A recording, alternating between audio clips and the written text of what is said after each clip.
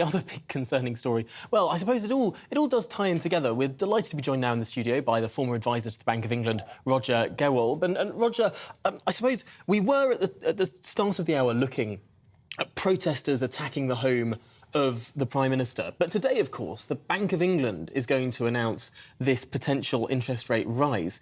Should protesters not be going after the Bank of England governor instead? Absolutely. I mean, he has a one-track mind. I mean, the man has got a solution in search of a problem.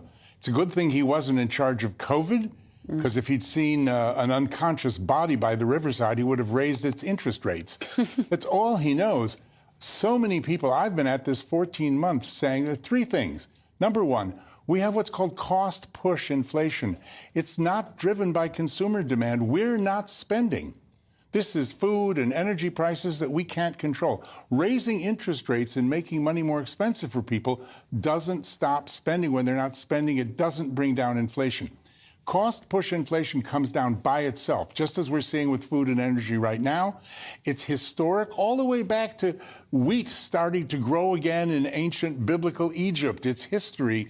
Next year, it'll be 3%, and it will have really nothing to do with Sunak, Hunt, Bailey, or anybody else, although, of course, they'll all claim credit for it. But it's interesting what you say there, Roger, about the fact that, you know, or what Tom was saying about why aren't people protesting? People feel strongly enough to go and do that to the Prime Minister's home, and yet there will be people who will have to give up their homes come this winter because the mortgage rates are so huge. And yet you don't feel that there's the anger in the public. Why? Great question. Because oil, every time you put your hand in your pocket at the petrol pump, you feel it. Yeah. If this was football, people would be out in the streets. This stuff, interest rate, dry economics, all the buzzwords and all the mystique and the arcane nonsense they all put around this stuff makes people, you know, I mean, they're just not interested. But people don't, and it's always that way, except this time, they don't understand. They're going to get home, open an envelope, and their mortgage is going to shoot up yet again, 14th time. So 3 points. Number one, this isn't the kind of inflation that was ever going to be solved by raising interest rates. Number two, they have called in Ben Bernanke, the former head of the Federal Reserve of America, to come in and check the forecasting of Bailey and his associates. It's miserable. It's wrong all the time. They have made so many mistakes. But, I mean, why do we need to call in, as somebody said to me, a ruddy Yank, to come in and check this, okay? We've got Andy Haldane, the former economist of the Bank of England, sitting right here. Oh, wait a minute. He doesn't agree with raising interest rates or printing money, quantitative easing, the way Bernanke does.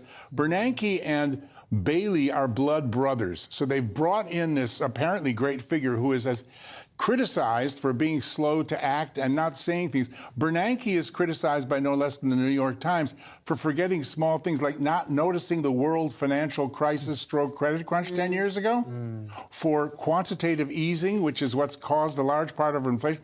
So they're bringing in this completely wrong foreign guy to back up Bailey, and the people go, oh, all right, fine, you know. That's why they don't object. But that very much speaks of a sort of a global view as well, doesn't it, in terms of fixing the British economy? Like you say, why are they going to America? He's here, he's picked the person who's going to tell him what he wants to hear, effectively. He's going to pick the person who's going to rubber stamp what he's doing, and America is completely different. Two reasons. One, they have their own energy supply. No Putin manipulating the gas price, electricity, blah, blah, blah. Number two, they have what's called demand pull inflation. They have people spending. Yeah. There's $1.7 trillion hidden in mattresses from the pandemic that people are spending. And low inflation. Well, their inflation has more than halved. Yeah. Exactly. Yeah. It's 3%. It works there. So, but even if Bailey is going to slavishly follow America, guys, they didn't raise the rate last time. So why is he going to do it today? It's just insane. OK. Gosh. All right, Roger Gewolb, thank you so much. Now, still to come.